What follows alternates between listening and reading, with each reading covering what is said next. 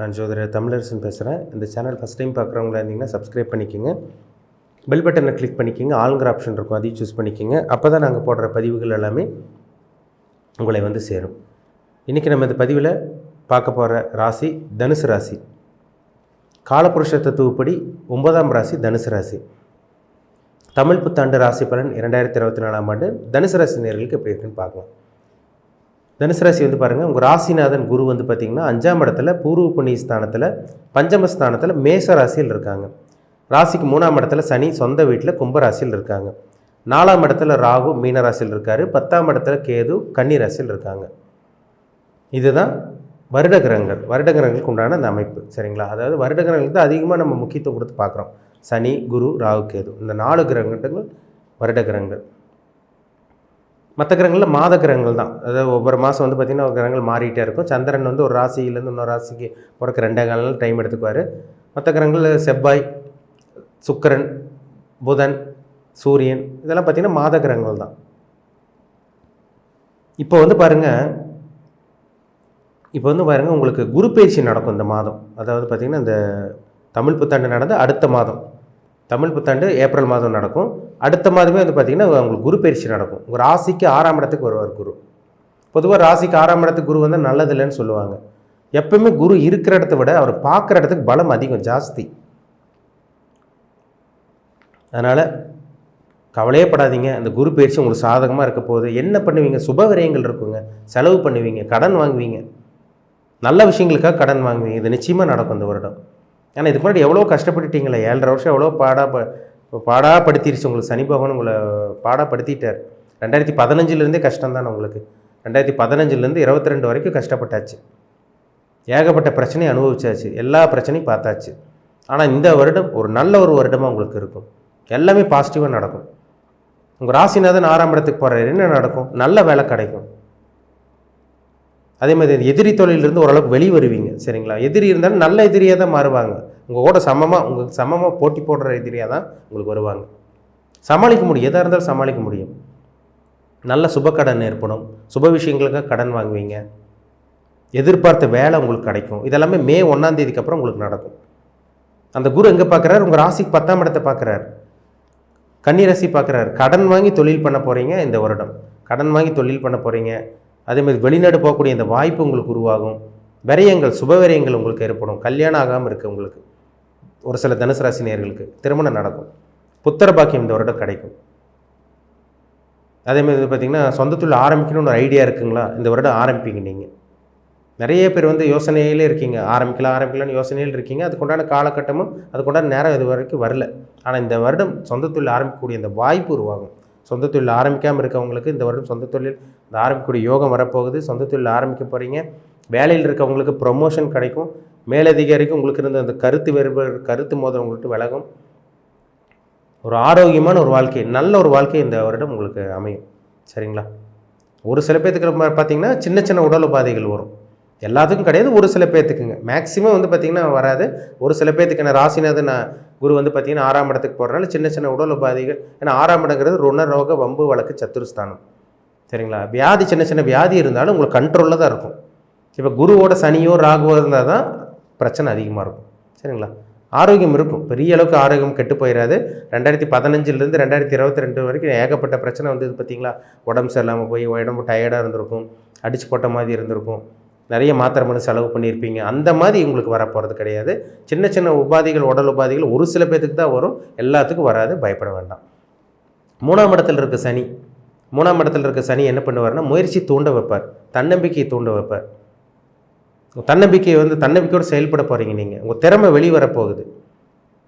ஒரு சில பேர் புகழடைய போகிறீங்க. புகழுக்கு உண்டான இடம் 3ஆம் இடம்.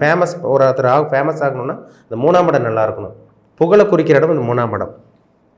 ஜெயிக்க போகிறீங்க. உங்கள் திறமை வெளிவரப்போகுது. உங்கள் டேலண்ட் வெளியே கொண்டு வர போகிறீங்க. இது எல்லாமே இந்த 3ஆம் இடத்துல இருக்க சனி நிச்சயமாக ஏற்படுத்தி கொடுப்பாரு.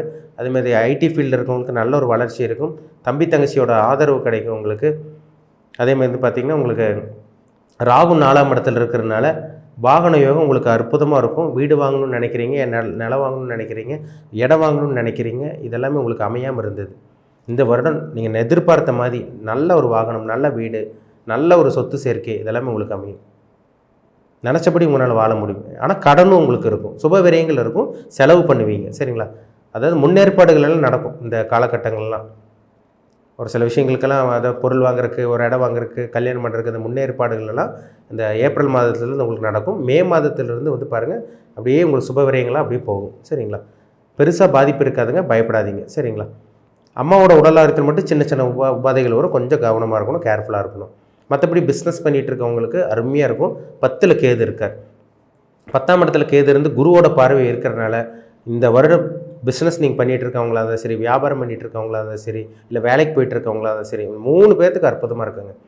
ஒன்றா வேலைக்கு போவீங்க, இல்லை பிஸ்னஸ் பண்ணுவீங்க, இல்லை வியாபாரம் பண்ணுவீங்க. வாடிக்கையாளர்கள் தேடி வருவாங்க. சொந்த தொழில் பண்ணிகிட்டு இருக்கவங்களுக்கு அற்புதமாக இருக்கும். ரியல் எஸ்டேட் ஃபீல்டில் இருக்கவங்களுக்கு அற்புதமாக இருக்கும். அதேமாதிரி கொடுக்கல் வாங்கல் பிஸ்னஸ் பண்ணிகிட்டு இருக்கவங்களுக்கு அருமையாக இருக்கும். இல்லை ஒரு கடை வச்சுருக்கீங்களா, ஏதோ ஒரு ஒரு இடத்துல கடை வச்சுருக்கீங்களா, வாடகை வந்து பார்த்திங்கன்னா மாதம் மாதம் கொடுக்க முடியாமல் இருந்திருக்கும். இதெல்லாமே இந்த வருடம் உங்களுக்கு அப்படியே ரூட் கிளியர் ஆகும். அந்த மாதம் அந்த கடன் தொல்லை, அந்த இஎம்ஐ பிரச்சனை, அந்த லோன் பிரச்சனை, அதெல்லாமே படிப்படியாக கம்மியாகும் இந்த வருடம். சரிங்களா? கடன் வாங்கி செலவு பண்ணக்கூடிய ஒரு நல்ல ஒரு வருடமாக ஒரு பக்கம் இருந்தாலும், கடன் அடைக்கக்கூடிய, இதுக்கு முன்னாடி வச்சுருந்த கடன் அடைக்கக்கூடிய ஒரு நல்ல ஒரு வருடமாகவும் இந்த வருடம் உங்களுக்கு இருக்கும். சரிங்களா? கடன் அடைப்பீங்க, மறுபடியும் புது கடன், தேவையான அளவுக்கு புது கடன் வாங்குவீங்க. தேவையான அளவுக்கு கடன் வாங்கக்கூடிய அந்த அமைப்பு இருக்குது. பெரிய கடன் இருந்தவங்களுக்கு கடன் கொஞ்சம் கம்மியாகும். புதிய கடன் ஒரு சில பேர்த்துக்கு உருவாகும். சரிங்களா?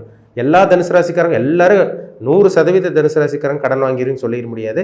அவங்கவுங்க ஜாதகத்தில் தசாபதித்தை பொறுத்து பலன்கள் மாறுபடும். இப்போ நீங்கள் உங்கள் ஜாதகத்தில் 6ஆம் அதிபதி 8ஆம் அதிபதி தசாபதி நடக்குதுன்னா கண்டிப்பாக கடன் வாங்குவீங்க. லக்னாதிபதியோட தசாபத்தி, 5ஆம் அதிபதியோட தசாபத்தி, 9ஆம் அதிபதியோட தசாபத்தினா கடன் இருக்காது. கடன் வாங்கியிருந்தால் கண்ட்ரோலில் இருக்கும். மாதம் அடைச்சிருவீங்க. சேமிப்புன்னு ஒன்று இருக்கும். கண்டிப்பாக உங்களுக்கு கொஞ்சமாச்சும் சேமிப்பு இருந்து கொஞ்சம் கடன் அடைப்பீங்க. மாதம் கொஞ்சம் சேமிப்பு இருக்கும், கொஞ்சம் கொஞ்சமாக கடன் அடைச்சி உங்கள் வாழ்க்கை அப்படியே ஸ்மூத்தாக போகும். அவங்க ஜாதகத்தில் பாருங்கள், கண்டிப்பாக இருக்கும். நல்ல யோகாதிபதியோட ஸ்தானாதிபதியோட தசாபதி நடந்துட்டு இருக்கவங்களுக்கு கண்டிப்பாக அது நடக்கும். பணத்தை சேமிக்கக்கூடிய அந்த வாய்ப்பு உருவாகும். 6ஆம் அதிபதி 8ஆம் அதிபதி தசாபதி நடந்துட்டு இருக்கவங்களுக்கு கடன் இருக்க தாங்க செய்யும். அது என்ன வயசில் இருக்கீங்க, என்ன தசாபதி போயிட்டுருக்கு, மூல நட்சத்திரத்தில் பிறந்தீங்களா, பூராட நட்சத்திரத்தில் பிறந்தீங்களா, உத்திராட நட்சத்திரத்தில் பிறந்தீங்களா, என்ன வயசில் இருக்கீங்க, என்ன வயது, உங்கள் வயசு என்ன நட்சத்திரத்தை பாதத்தில் பிறந்தீங்க, இதெல்லாமே பார்த்தா தான் நம்ம 100% துல்லியமாக சொல்ல முடியும். பொது பலனாக வந்து பார்த்திங்கன்னா இந்த வருடம் வந்து பார்த்திங்கன்னா சொந்த தொழில் பண்ணிகிட்டு இருக்கவங்க நல்லாயிருக்கும். தேவையான அளவுக்கு உங்களுக்கு கடன் இருக்க தான் செய்யும். ஆனால் அளவுக்கு மீறி கடன் வாங்கிடாதீங்க. சரிங்களா? ஒரு சில பேர் இஷ்டத்துக்கு கடன் வாங்கி வச்சுருவாங்க. பெரிய கடன்காரனை மாறுறதுக்கும் வாய்ப்பு இருக்குது. அளவுக்கு மீறி கடன் வாங்கிடாதீங்க. உங்கள் ஜாதகத்தை பாருங்கள், என்ன தசாபுத்தி போகுதுன்னு பாருங்கள். ஒரு சில பேர்த்துக்கு வந்து பெரிய கடன் வச்சுருந்தவங்களுக்கு கொஞ்சம் கம்மியாகும். ஓரளவு கடன் கொஞ்சம் கண்ட்ரோலில் இருக்கும். கடனே இல்லாமல் இருந்தவங்களுக்கு புதுசாக கடன் வாங்குறது, வீடு வாங்குறது, நிலம் வாங்குறது, இடம் வாங்குறது, அதே மாதிரி பார்த்திங்கன்னா 2 வீலர் 4 வீலர் வாங்குறது, இதுக்காக கடன் வாங்குவீங்க. இதெல்லாம் ஒரு சில பேர்த்துக்கு நடக்கும். சரிங்களா? மொத்தத்தில் உங்கள் முயற்சி சக்ஸஸ் ஆகும். நீங்கள் எந்த ஒரு ஸ்டெப் எடுத்து வச்சாலும் அது உங்களுக்கு சாதகமாக இருக்குமே தவிர உங்களுக்கு பாதகமாக இருக்காது. இதுக்கு முன்னாடி எவ்வளோ முயற்சி பண்ணிட்டீங்க, நல்லது நடக்கலை, 7.5 சனியினால் அவதிப்பட்டுட்டீங்க. அந்த பழைய வாழ்க்கையை நீ உங்களுக்கு வராது. சரிங்களா? அதனால் இந்த வருடம் நல்ல ஒரு வருடமாக உங்களுக்கு இருக்கும். சரிங்களா? பயன்படுத்திக்கிங்க. நல்ல ஒரு ஆண்டு. 3ஆம் இடத்துல சனி இருக்கிறது ஒரு யோகம் தான். 4ஆம் இடத்துல ராகு இருக்கிறது நல்ல ஒரு அமைப்பு தான் உங்களுக்கு. 5ஆம் இடத்துல இருக்க குரு மே மாதம் 1ஆம் தேதி வந்து பார்த்திங்கன்னா 6ஆம் இடத்துக்கு வந்துடுவார்.